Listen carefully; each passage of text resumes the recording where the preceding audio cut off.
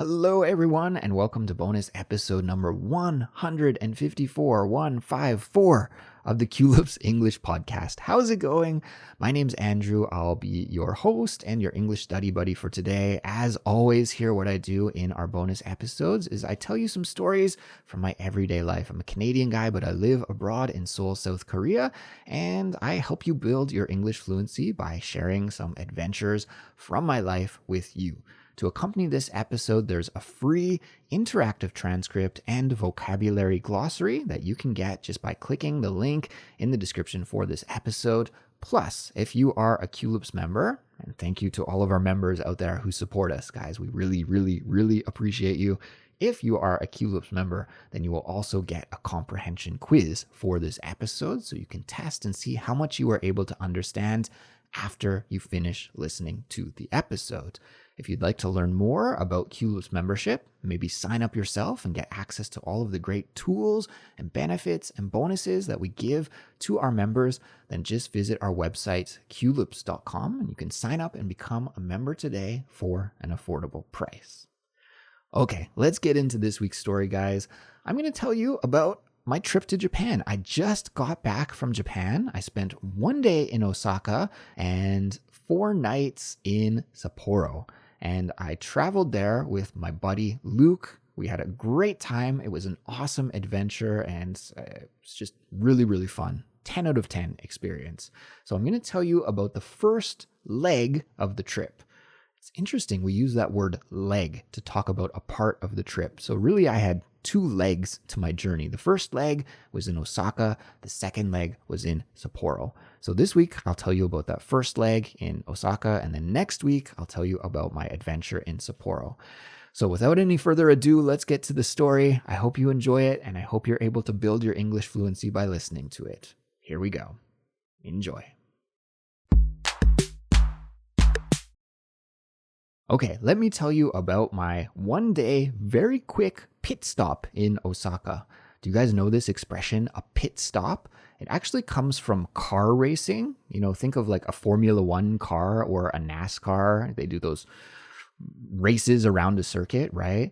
Well, they're going so fast and working so hard that sometimes they need to stop and get their tires changed or refuel the car. And that kind of quick stop we call a pit stop. The area where they go to get their car serviced is called the pit. So a pit stop is like just a quick stopover. And that's what we can call this kind of thing in English. So I did a quick pit stop in Osaka on my way to Sapporo. And I did this really for 2 reasons. The 2 reasons that I stopped in Osaka were, number 1, it's an awesome city. I love Osaka, and it's got a great record store scene. In my opinion, maybe one of the best record store cities in the world. There are tons of great independent record stores, and it's just like a really good community of record stores. I think they're all friendly with each other. When you go to one record store, they actually have like a map and they recommend other record stores to you. So, you know, if you're looking for something and they don't have it, they're really willing to say, oh, try this other record store, and they'll point you to another business to go there. And I love that. It's cool to see a small business community like that working together. They're not just trying to keep their competitors from getting business from customers. They're actively recommending that you go here, check that out. And there are just, great record stores in Osaka. And of course, as a music lover and an LP collector, I wanted to go there to do some record shopping. So that was one of the reasons. And then the second reason is price. It's a lot cheaper to fly from Seoul to Osaka and then Osaka to Sapporo, which was my final destination, than it is to go direct. It's not like a lot cheaper, maybe $100 or $150 cheaper, but hey, I'll save that money when I can. So I decided to save some money and maybe put that money that I saved on my plane ticket towards some records in Osaka.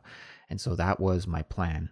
Now, in order to maximize the time that I could spend in Osaka, I decided to fly there as early as I could in the morning. So I booked the first plane, which I think was around 7:30 in the morning that we left.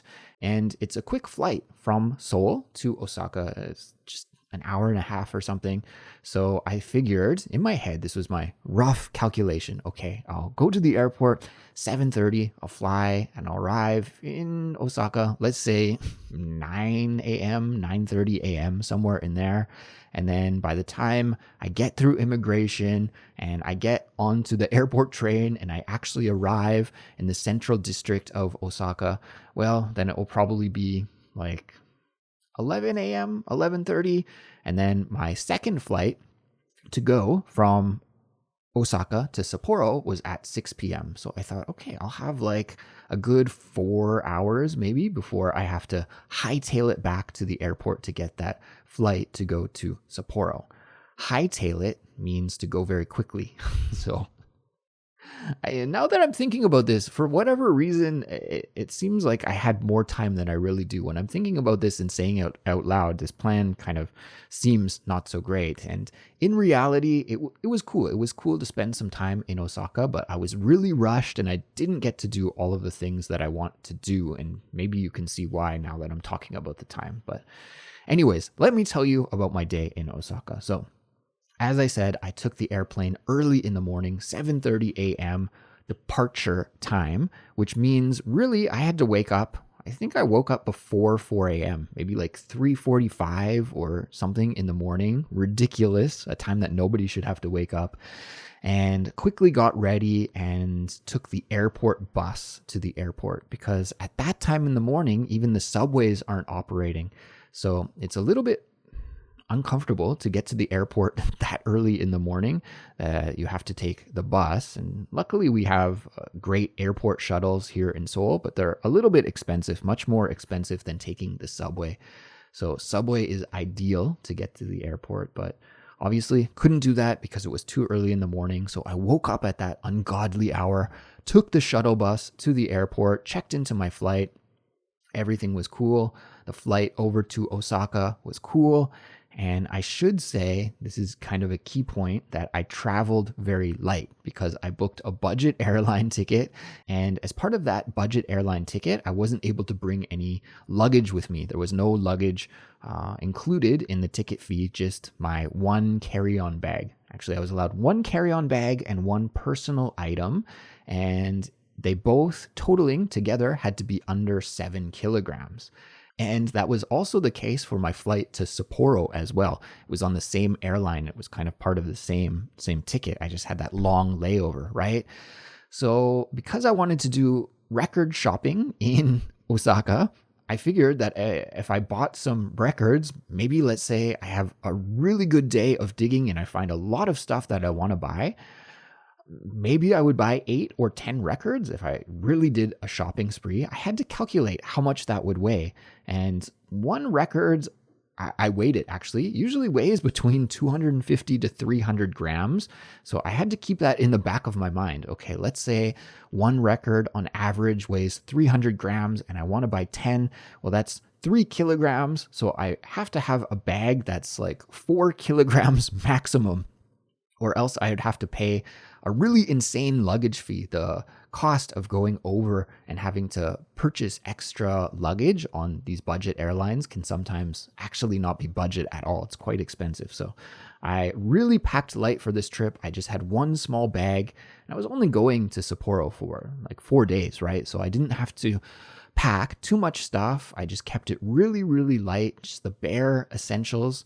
And yeah, I think my bag was exactly at around just over 4 kilograms, maybe 4.1 or 4.2 kilograms.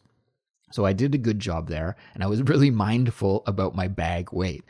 So I get to Osaka, the flight was great. I think I slept the whole way. I was pretty sleepy from waking up at 3:45 in the morning for the flight. Arrived in Osaka, everything was cool. Went through immigration, everything was cool. And yeah, by this time it was around maybe 9:45 in the morning. So everything was on schedule. And when you arrive in Osaka, you have to take a shuttle bus, or at least I did, from where my plane landed in that terminal to the main terminal where you can catch the train to get into the city itself. So I was waiting for that shuttle bus to come and take me to the main terminal. And at that moment, everybody's phone beeped at the same time. It was kind of like beep, that kind of warning alert sound. And so I took out my phone, I took a look at it, and there was a pop-up that was entirely in Japanese saying something. And I figured in my mind at that time, I figured it was probably a heat alert warning, because here in Korea, when it's a heat wave and we have really high temperatures, the government will sometimes push out alerts warning people to, not spend too much time outside, or to go into an air conditioned place, or to look out for elderly people who might be suffering in the heat. These kinds of warnings. And I thought, hey, probably we're getting a heat wave warning because it was so hot in Osaka. It was boiling hot already by 9:45 in the morning. It was really hot and humid. And so that was in my mind. I figured, okay, of course I can't read it. It's in Japanese, right? Entirely in Japanese. So I figured it's a heat wave warning. And all of the other people in the line, they were also foreigners. I think mostly Koreans that we just got off the same plane together, right? So I don't know if they were able to understand it, but I think most people just sort of closed the alert, and we got on the shuttle bus and went to the terminal, and I didn't really think too much of it other than that. So get to the terminal, and I found a locker. I stored my bag in the locker because I didn't want to carry that 4.2 kilograms around with me all day. And then I bought my ticket to get the shuttle train to the shopping area that I wanted to visit. I had my path and my route all mapped out, so I knew where I was going to go first, which record stores I was going to hit. And here, hit, when I say I want to hit a record store, doesn't mean that I want to punch it. It just means I want to visit it. So sometimes we use that word hit to mean visit. So I had all of the locations marked that I wanted to hit. And my priorities were to go to record shopping first. And then I also wanted to try some coffee, because I know from my previous visit to Osaka that there's really good coffee in the city. And I wanted to hit up a cafe that I know does a really good cup of brew. So I wanted to have a cup of coffee. And then my third and final priority was lunch. And I had some restaurants pinned that I thought could be good for lunch if I had time. Lunch, I was willing to sacrifice, but I really wanted to try and make an effort to go to the record stores and to get some coffee. And if I had to skip lunch, well, hey, it's probably okay for my waistline to do that every once in a while. So I got onto the express train. I splurged and bought the express ticket, which would get me to the area I wanted to go to just a little bit faster. And the train was actually really beautiful. I took a picture of the train, and I'll put that on social media so you guys can see it. Or if you're watching the YouTube version of this video, you'll be able to see it now as I'm talking about the train. But I took the express train to get to the city a little bit faster, and then it was time to go record shopping.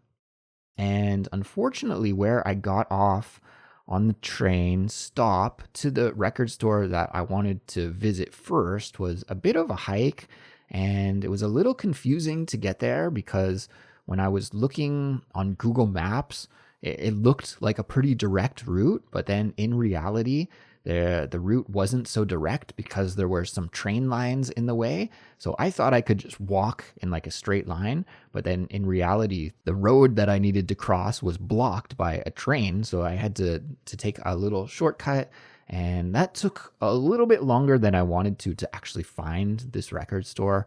But eventually I got there, and now by this time it was already around noon or so.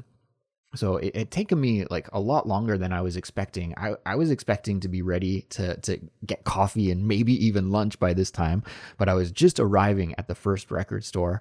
And record stores in Japan are really great because they have a huge selection of Japanese music, and Japanese music is really good and super high quality music. Lots of interesting and great stuff that comes out of Japan, of course, but also they have a really extensive collection of Western music and music from all genres, and everything is in good condition. I think Japanese people, at least from my experience here, shopping in their used record stores, really take good care of their products so that when you do buy a used record in Japan, the quality is really good. And so, yeah, once I got to the first store, it was digging time to search, and there's so much good stuff to look at. Even in the first store, I was just browsing everywhere and looking everywhere, and it was great. But this takes a lot of time. And suddenly I looked at my watch and already an hour had gone by. I was like, oh my gosh, I don't have too much time before I have to get back to the airport.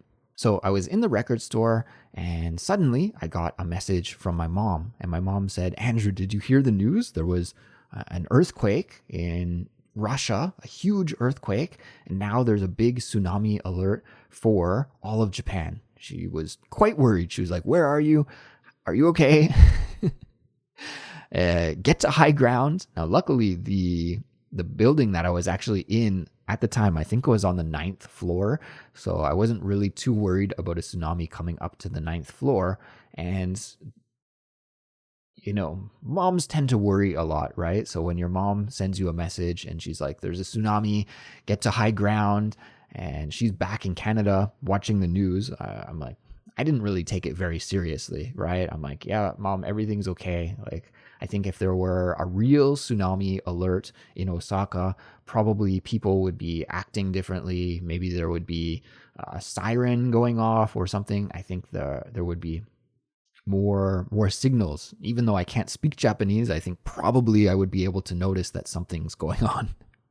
And so I wasn't too worried about that, but she kept sending me messages and her tone was pretty serious, saying, at least Google it and see what's going on.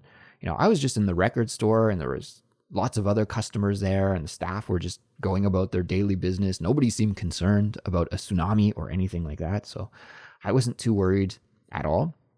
But I finished my shopping. I bought 4 records at the first store, and then I thought, okay, let's see what my mom was talking about. So I found a little rest area and I had a seat and I Googled and searched on Reddit, which is maybe a better source of information for real-time updates. And yeah, I noticed that there was a massive earthquake on one of these islands in northern Russia. And there was a big tsunami alert for many parts of Japan, but also for parts of Hawaii and I think even maybe into Alaska and North America, the West Coast as well. So everybody was on alert about this tsunami. And reading on Reddit, people were just expecting the tsunami to come in. And there were predictions that it could be between just 10 centimeters to up to a meter and maybe even higher. And for Osaka, there was some concern. Like it showed on the map the areas that were affected, and Osaka was under an alert and was affected. But I was more concerned about Sapporo because I had to take a flight to Sapporo in just a few short hours from that moment. So I was trying frantically to find some information about this because there were 3 colors that they used. I think there was yellow, red, and purple. And yellow was the mild alert. That's where Osaka was. It was under a yellow alert. The red was a more serious alert. And then a purple was a strong warning. The area that I was going to in Sapporo, that had the red alert. So I was trying to see like how close is our hotel to the ocean? How far is Sapporo, the city center, to the ocean? I didn't know any of this information. I'd never been there before. I know it's not like a coastal city, but I wasn't sure like how far is it really exactly from the ocean to the city center? What's the elevation like? And information like this. So I was Googling and trying to figure out like, is it safe to fly in right now? Because it turned out that this earthquake was an 8.6 on the Richter scale, which was the 6th strongest earthquake in history, apparently recorded history. So a massive earthquake. And of course, with earthquakes, it's not just the initial earthquake, but also the aftershocks, right? Some strong aftershocks could happen.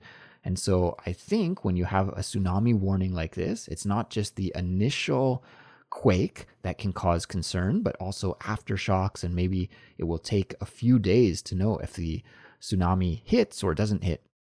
And so I had a decision to make. In that moment, I was like, I don't know really what to do. Is it going to be safe to go to Sapporo? What happens if I go there and then there's a tsunami? How stupid would that be? If I'm sitting in a safe place in Osaka on the 9th floor of a building, and then I take a flight to Sapporo and then I get affected by a tsunami, that would just be so stupid. So I was trying to find information and I couldn't really find anything, but I noticed that the phrasing that was used in the weather app was alert, not warning, and I couldn't find anything about a travel advisory. And when I looked at the website for my airline, I noticed that they had canceled quite a few flights going to northern areas of Hokkaido. And Hokkaido is the island where Sapporo is on the northernmost island in Japan. So I noticed that some of those flights going to northern Hokkaido, which is closer to the epicenter of the earthquake, and I think more open to a tsunami from that direction, all of those flights had been canceled, but my flight to Sapporo was still scheduled. And so I thought, okay, what I'll do is I'll just leave it into the hands of fate. And if the airline cancels the flight and there's a travel warning at the airport, or maybe I can talk to somebody at the airport, then I won't go. But if the flight is on, then I'm going.